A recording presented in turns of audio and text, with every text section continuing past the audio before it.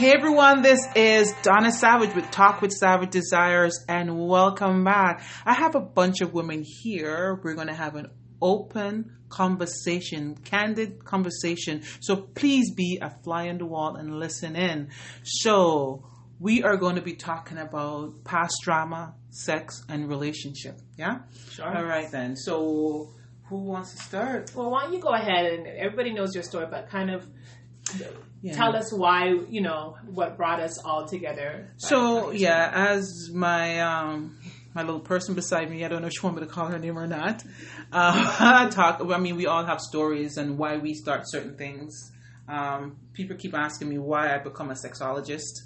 The reason why I become a sexologist is because of my own past story. I view sex as just to be done at home and not to be talked about. It's always a private conversation. Yes. Right? And I remember when I got pregnant at 21 years old, I quit my job because I felt more shame that people are going to know that I was having sex than I was pregnant. Wow. Because I thought the view of how people would look at sexuality and how having sex is because it's a no. Based on what was programmed in my mind as a child. With that being said, it wasn't really talked about. But as kids, you listen and you see and you hear. Touching your vagina was a bad thing. Yeah. Sure. And until I was age 15, although we learned it in school, you were never told that when having a child, you were birthing from your vagina. It's either a bird that dropped it off. Right. Yeah. Stored. Never touching your vagina, that was a sin. Sure. So all these things that was programming your mind, and although and you're learning these things in school, you still held on to that. It's a culture. It's a cultural shame. thing. It's a cultural shame. Not only to West shame, Indian yeah. though. I thought it was only a West Indian thing. I realized it's a European thing as well. Yeah. You know what I mean? Yeah, Portuguese as Yes. well. I had a girlfriend she said her grandparents used to have sex. The man had to wear a sheet and only had his penis sticking out. They used to say that in the Jewish culture. I don't know if Yeah, it's true. but I don't know either. But this is what she said her parents, right? So Yeah. it's the shame upon talking about sex. And I mean, I know I was listening to your story, Sister Beckford, in terms of your trauma that you went through as a child growing up. So I'll let you go as well. So I was saying, when I came to Canada, I was 9 years old and I got sexually abused then. So that was a trauma for me. Didn't even know that I got sexually abused. It was done, but you don't know. Something. It's something you're not supposed to talk about, and it's something that hurts you, but you can't really verbalize that to nobody. So anyway, that happened. Hold on for a second. So you didn't tell your parents or anything? No, Did you know that you were sexually abused, or? I know something was done to me that I'm not supposed to tell no one because it was done by a family member. So it was really painful and hurt, but it's like I had to keep a secret. And thinking about the whole situation, you realize that we form habits from kids because at such a young age, I was taught to keep a secret. So I had to lie around a lot of the things to keep that secret. So then at 14, I got sexually abused again by somebody else. But like I told my mom. So it became a big scandal. And this is the sad part that I realized in our culture. I can't really talk for nobody else's culture. That even when my mom knew what happened, the police got involved, family member, friends, everybody got involved in it. I was still blamed as the kid. Yeah, of course. Yeah, of course. And nobody realized I was acting out because this happened. So this is why I would fight and get in trouble at school. Yeah. I became the blacklist person. So it's like, I'm damaged goods. Yeah. Right? And then that opened the door for somebody else to come and do it. Yes. Because who's going to believe you that you've been abused twice? Like, something is wrong with you. You are the common denominator. You're doing it. Yeah. You're why this is happening. You're soliciting this sexual abuse. And you believe that. You take that on. So sex becomes this nasty, dirty thing to you. And mine was so bad. When I was 16, I ended up in counseling. And I was told that I had no breasts, I had no period, and all this stuff because of the fact that I suppressed my body. I didn't want to be touched. And I suppressed my body to the point where I had no breasts. And I didn't know the power of your mind. Yes. Yeah, I've been through a lot of things. And today I stand at 55 years old feeling very good to know that I've overcome. And I want to share my story. I'm happy sharing my story because there's people who are in the position I was in that's still in bondage. Hold on, it. Yes. They're still in bondage. They won't live. They can't live. I've been married 3 times and they don't work because this sexual because you have thing. PTSD when it comes on to sex. I say that all the time. You have PTSD when it comes on to sex. It's true. So you can't create a loving relationship with anybody else until it picks you. But obviously you are now. Yeah. So I took 4 years out for myself and actually listened to people's story and read and fell in love with me. All over again. You know, the first time I after the third marriage went south and I looked in the mirror and I saw me and I love you, girl. I fell in love with me, and it's just amazing. It's like I'm living a total different life. You know, and it's funny that you said that. Like, as women, we have so many different stories. Yeah. And all the sadness and the grief and, build up. And you get so thick-skinned. Yes.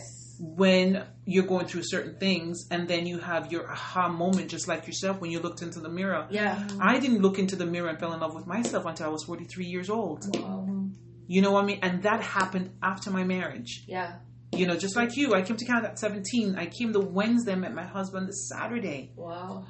You know what I mean? So I was in bondage from then, not realizing that I was in bondage from then. Yeah. You know what I mean? Yeah. Before I even got married, I was abused. Wow. But guess what? Because I have no self-esteem, Yeah. I thought I couldn't get any better. Yeah, you so guess accept what? it. I accepted it. Of course. Who the hell is going to want me? Because, I've been told, not by my parents, but people that you thought you respected, that you don't look good. Yeah. You're not going to be with anybody. You know what I mean? So I took people's perspective of me on and not realizing that was what I was doing, because my mother was an introvert. So she's not saying, no, Donna, you're the best. Nowadays everybody's telling your parents, kids, oh great they are and you can be. I never had that. Yeah, me neither. Me neither. You grew up, you see your dad being abusing your mom. Yeah, of course. So you think, it's the norm, why not? Yeah, you know what I mean? It was not told, it wasn't.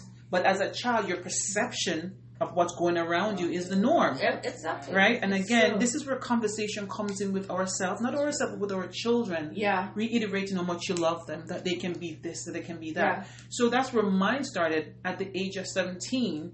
You had your parents living together. You see it, but guess what? Mommy and daddy, because in the islands, a lot of two-parent family doesn't exist. Exactly. You know what I mean? So when I think my parents was the only parent in school that were together, so that was great for me. Yeah. You know what I mean? Yeah. Not realizing that your mother is suffering. Yeah. Because my parents are together. Yeah. Yeah. So when they divorced, my whole self-esteem fell. Yeah. So now I'm moving from this lavish lifestyle I was used to another lifestyle that I'm not used to. Right. Then we came to Canada, so your self-esteem keep breaking down. Yeah. You know what I mean? I remember I went in my mom's room one night and saw my dad hitting my mother. And I was looking through the door and I didn't do anything. Yeah. And that lived into my memory. I should have got up, but my mother was a fighter. She beat the shit out of him. Yeah. Yeah. You know what I mean? Yeah. So that was fine. But at the same time, why didn't I step in? Why didn't I say something? Because we It's were grown folks' business. Exactly. In my scenario, same thing. I saw my father beat my mom, or certain Sunday morning, my mom was at church and my father wasn't. Yeah. And sometimes he would just get mad at her for just going to church. And so sometime in the morning, Sunday morning, you start to hear door slam and quick footsteps, and you say, oh shit. It's gonna happen. Yeah. But when my mother put down her feet, my dad didn't touch my mom again since I was around 6, but I still had that. But you still have it. But my scenario is a little bit different. I was a hypersexualized child. as a not sex, because wasn't sex, but I loved bodies and I loved playing doctor and I had people around me who liked the same things. And so whether it was a man or a boy or girl, it wasn't about sex. It was just about touch. Yeah. You know what I'm saying? It's about, playing. Yeah. And so when I first got molested, it was kind of I felt it must have been my fault because although it wasn't about sex for me. Yeah, yeah. But my friend's father, I went to go visit and he tried something. He put a porno in. I'm 10 years old, 11 years old. He put a porno in the thing and I'm just stuck. Yeah. Yeah. But how do you, and then after that again, I was running track and some guys got me. And in my mind, I don't know if we actually had sex or not because I blocked so many things out. Yeah, yeah. But I'm going to tell you what hurt me more than the betrayal or the act. What hurt me more was the insult later. Yeah. Because after that now, I was very good and I was very well known for athletics. And I'd walk into a place and half the people were talking about, oh my gosh, there she is. And then the other half was like, oh, I had her when she was 12. Yeah. I know. So all of a sudden now, the thing that I should be most proud of, the thing I was least proud of. Yeah. And I used to model too. So then after I had a man, I was 13 years old. I was doing something at that time. It was the Crystal Palace. Wow. And they tried to hold me up in the corner. And I told him I was 30. He said, you're lying. You're 20 odd. But I'm 5'10" at 13 years old. Yeah. Yeah. And you couldn't tell. So after that, now I don't want no sex. I know. But I still wanted companionship. Yeah. Yeah. So to me, when you hunch, like you play, to me, I was down for the hunch, but don't take off my clothes. Yeah. So now I'm a tease. Yeah. And now if anything happens to it, it's my fault. Yeah. And I found a boyfriend who was wonderful and caring from I was 15 to 19. I was with the same person until I left, essentially, 15 to 18, really, whatever. And I had sex I broke my virginity right before I turned, when I was 17. Okay. And in the last year and odd, we had sex 6 times. And I promise you, I didn't want to have sex anymore. 6 times in a year. Yeah. Wow. Okay? Yeah. And then when I went to the States, I went away for college to the States. I didn't even want to have sex with people. I'm meeting people and I'm dating and I was awful. And so to me, this was the whole thing about being an independent woman. It's I'm not giving up no pussy, right? Yeah. But it wasn't because I didn't want it. It was because I was so afraid of sex, and sex became insulting to me because so many people claimed to have had me that didn't. You know what I'm saying? Yeah. And it was never about me buying into the sexual thing. Yeah. So here I am now, 43. I just had my first kid. Wow. And on top of that, the person who I got pregnant for was I was with somebody for 4 years. Me and him broke up. I didn't have sex for 8 months. I had sex with this guy one time, got pregnant, and then he told me he don't want no picnic. And so now more insult on top of the injury of sex for something. So you know what I mean? So it's we all have our things, and how this conversation started, right? We were talking about sexual health, not just physical health, but mental health, right? Yeah. And so many of us are laying down with men, or we're dreading nighttime, or we're dreading relationships, or we're sabotaging relationships because we're not mentally ready to lay back down with a man, and it makes us cringe, it makes us cry. Yes. Yeah, I know. I remember having sex and cry after. Because I felt so disconnected because I didn't want to have sex, and I felt like I had to do it it's a duty. It's a duty. You're trying to hold on to this man, and I remember having sex, and in the middle of it, I'm like, you just come, and it actually comes out, and then you don't realize that you're ripping this man apart doing that, but it's not even the man. Like I had to go back and actually apologize. It wasn't even you. It was just me going through whatever, but I couldn't express that. But the crazy thing, you know what I mean? A lot of men would not identify with what you're going through anyways. I know. You know what I mean? Yeah. We all have a bill. And just like you said, sometimes we as a woman have to take a stand and say, you know what, I'm not going to another relationship until I look after me. But we don't do that. We do not spend enough time with ourselves to get to know who we are as a person. Yes. You know what I mean? People want companionship all the time, and for the wrong reason. But you know what I find too, Donna? I find as girls, when you get sexually molested, because your sexuality was just taken away from you in such force. You didn't want to, and then so it's like to you in the back of your head somehow you feel like this is proving some kind of love, right? And you're looking for that.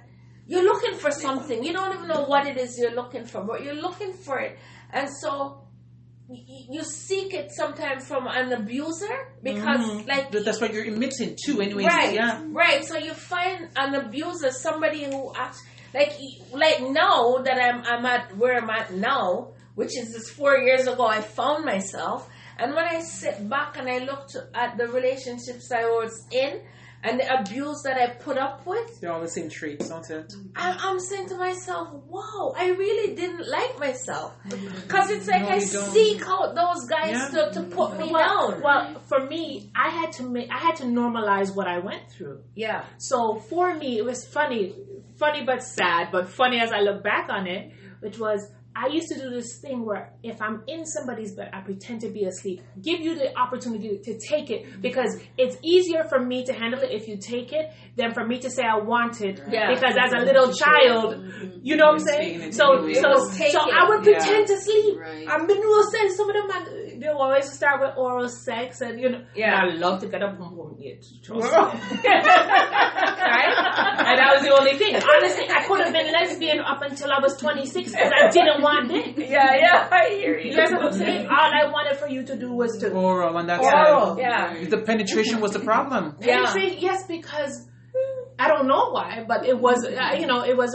But to think that I used to lay down in a man's bed and pretend to be asleep, because in my mind's eye, all men are dogs and all men will try to take it. So I'm just going to give you the opportunity to take it. Yeah. So then that way, it's not me being a horny child. It's you being the man that you are. Yeah. Yeah. Wow. And to think that we perceive men that way sometimes is crazy, because we know there's some amazing men out there. Of course, you know what I mean? But because of past traumas and past whatever it is, it builds up. And I know my mom died of Alzheimer's. Okay.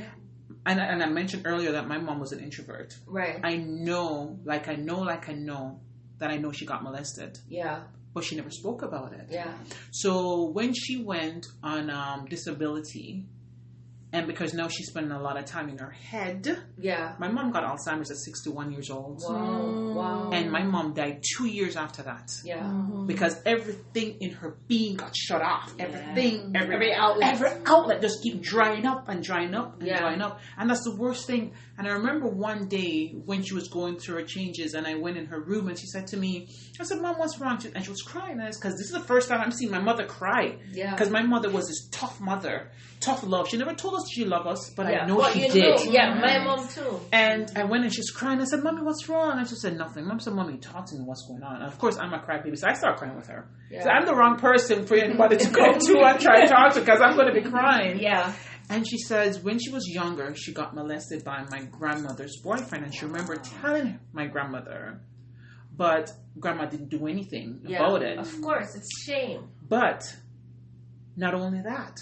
So what I believe is, I think she got molested other than that. But she only talking about that portion of it. Yeah. You know? Yeah. And then she said to me, and then I said, Mommy, why didn't you tell? She said she didn't know how to talk about it. And she was also crying that, I think there's something going on with me. She said, Donna, sometimes I don't remember anything. And because I am this person, I deflect. So I said, Mommy, sometimes I don't even remember my goddamn name. Ha, ha, ha, ha. Right. And I'm not taking her serious. So not realizing that was an onset of her having Alzheimer's. Yeah. Right. And I blame myself from about a year. Every time I would think about what she would say to me, and I would start crying. And my sister said, Donna, you can't take on Mommy's problems. Yeah. You have to stop, because I was hurting me. Yeah. And because of her being home by herself, she kept everything. So she never had a chance to regurgitate and heal herself. Yeah. You know what I mean? And that killed her. And as women, we don't talk about a lot of issues. And Donna, can I tell you, it's funny because my mom is the same. a similar story. My mom died from cancer, leukemia, when she was 50 years old. Wow. 1 month before her 51st birthday.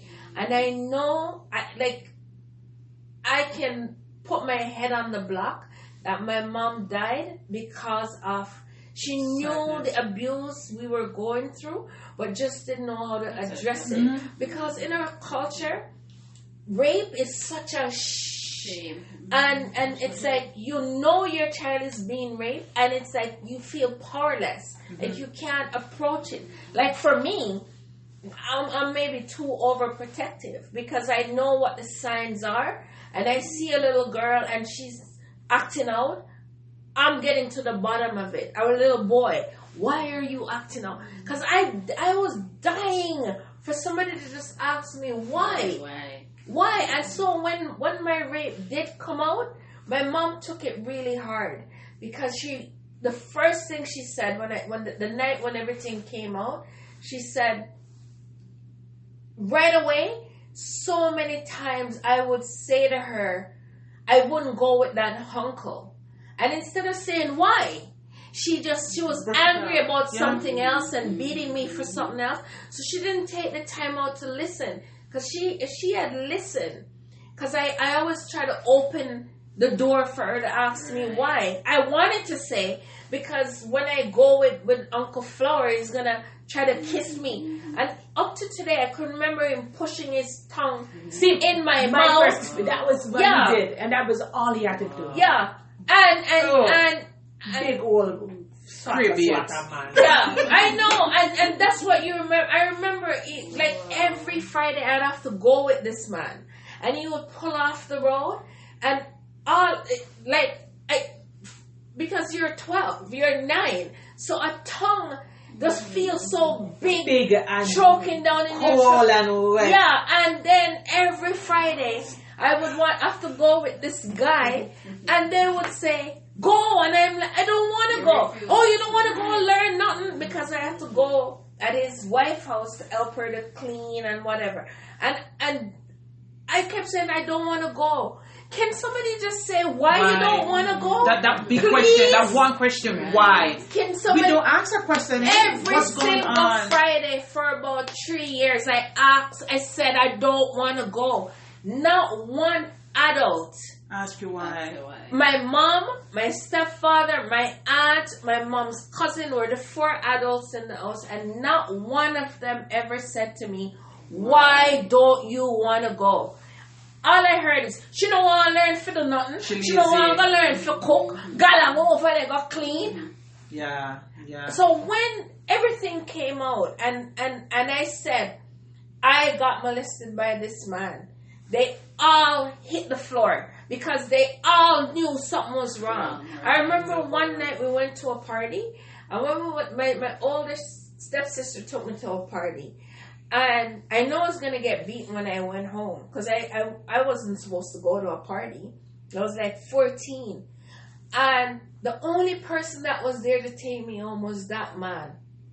And that night I decided, I'm going to take the beating because I'm not going with this man, because I know he's gonna pull off the road, he's gonna push his hand up in my crack, and he's gonna push his tongue in and I wasn't doing it. And you know what happened? I went home the next morning, and my mom said, why didn't you come home? Why? That was the first time. And I was like, Mom, I didn't, I said I couldn't come home because I didn't know where I was, and the only person that was there to take me home was Uncle Flower. You think the woman would say, why you never want Uncle Flower carry on? Oh, not even that time? I got beaten. You go like a big man at a party. Usually, when they have that and they haven't asked why, sometimes it's because the siblings were raping the sibling from time to. Yeah, they probably, I don't know. But when everything came out, my mom said, I remember the night, she put her hand on her head and she bawled and she said, Arlene, I am sorry because so many times you tried to tell me, but I wouldn't listen. And you know, so was that her brother? Her brother-in-law. But you know what made it a good thing? Because now nobody at all will ever encounter me. And that mold me. I know I'm a good person, and that mold me to be a good person. There's no kid that will come under my care. I'm not going to say they'll never get abused, but there's no way I'll never know. And there's no way I'll not express. I'll not not express it. There's no way I will not say something. Mm-hmm. I will not see it and not say nothing. And I will not, no kid that God will send in my care will ever get abused and it's pushed under the rug. Wow. I'm going to address it. Wow. Because of what I've been through. Because enough time you see kids acting up or people acting up, stop for a minute. Just ask them what happened. Yeah. What happened? Because there's a reason why. Nobody don't just get up and act out unless something is happening. Some trigger. Yeah. But we just need to hear. And then the next thing that we do is, because I told you that I got raped, now you blacklist me, that's on you. Because most of the time the people who blacklist you, you want to dig out some of their layers. Yeah, exactly. Well, sometimes you're just a mirror to something they don't want to see. Yeah. But I mean, dig out some of their layers. You'll be shocked. But, oh my God, this is just... To bring this all the way forward, and we're talking about now people going through second stage of their life, right? And so it's bad enough you have that issue, you've been with one man, and then with your story, you took two other men. Three husbands. But I'm running down Elizabeth Taylor. but what's really interesting is we're also talking about people on second phase of life. Yeah. Who for some reason, whether it's mental, whether it's physical, they may be divorced and may be entering the dating realm for the first time in 20 years, and they don't know and they don't feel sexy. They still don't want to have sex. So how are they supposed to start dating? Right? They don't know what's new. They don't know what's normal, and they're not feeling normal themselves. And this is why we do what we do, because people, and this I'm gonna have to go to that class. That's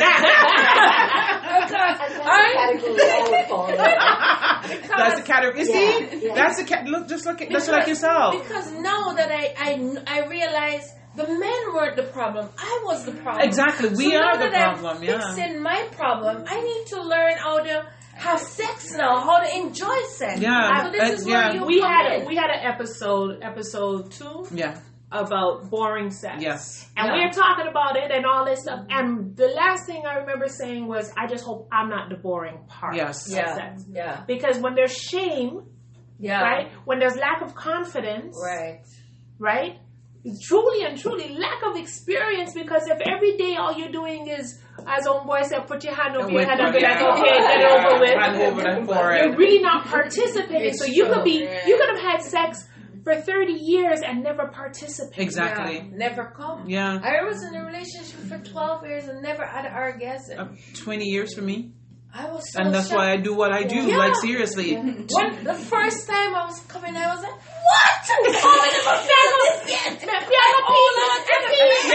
But this is where you know what?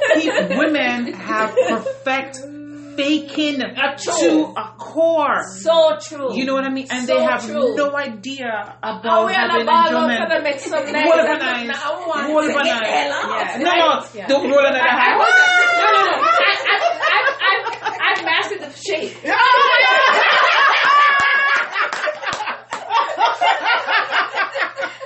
Oh my God! This is crazy. But you're right. But this honestly, this is so good. This is such healing. It is. Right? For us, even that we went through our abuse, it's healing when we talk about it. And when we know other women are going to listen and relate to what we're saying. Every story is relatable. Right. Everybody. And you know what, too, ladies? The thing we don't understand is just what we're talking about now. There's ladies that's going to listen to this and they're going to get healed. They're going to be empowered to step out of their situation. Mm-hmm. Well, and there's also men, if they've gone through that with their partner, that can say, I recognize these signs. It's not me. I'm going to stop hating her. I'm going to get her help. Yeah. Yes, But exactly. and the crazy thing about it, as much as we're talking as women that we were raped or molested, men go through the same thing as well. But the thing about men too is that they hold on to it more, and they're not only being molested by women but men as well. It's true. You know what I mean? It's so but I've true. known I spoke to a girl. She was molested by a woman. Oh, wow. But I've spoken to a guy who was molested by both. Yeah. And the trauma that they went through. Yeah. But as women, I think we are have an easier outlet to talk. Men don't talk much. I know. They don't talk Let much. me tell you about a story that I heard. I can't remember who said. They said a boy, he said that one of his, he was molested by his aunt. And all of it, he was a big black nappy head pum pum. Can you honestly... Can you imagine what he It's just like the tongue when you guys are the tongue. Yeah. It's the same thing, right? But the thing is, that black pum pum man forced to eat a pum pum at a young age, ungroomed. We don't know what the hygiene was like. And he said that's the reason to this day why he can't be with a black woman. Yeah. Wow. He said it scares him. Wow. Traumatism, right? Wow. But it's okay for him to have oral with other nations, but not with well, I could understand too. No, I get it. Yeah, but for me, just eating pum pum at all, or having oral on a man, for me, just because of that vision, it doesn't matter if it's colored. I'm just going to correlate that sucking thing. You know what I mean? Yeah. But everybody's mind work differently, anyways. You know. Yeah. But we're gonna tighten up. Okay. This was amazing. Like Jesus, I've learned so much from women, from you girls. Yeah. I wish the other two ladies who have said anything, but they just agree and say, "Oh yes, praise the Lord, Amen, hallelujah." But honestly, I think as women, we need to bond. Yeah, we do. And speak about it. Yeah. Regurgitate and heal. Yes. And as what you said, and myself too, we had to start loving us as a person before we're going to move on. We cannot take our troubles to our partner and let them feel less than because of what the issues that we're going through. Yeah. You know what I mean? We have to fix us. And we are coming to the end of Talk with Savage Desires. And I want to thank you ladies so much for chiming in. And for the audience that's listening to on Candid, or a candid conversation between some powerful women who are on a journey of healing and self-discovery and loving and can't wait for the second phase, the second, third, or fourth phase in our life, because we do identify that changes need to be done with us first and foremost before we go on to loving someone else. Love you, and the world is your oyster. Again, this is Donna Savage with Talk with Savage Desire. Have an awesome, awesome day. Peace out. Yes. Bye.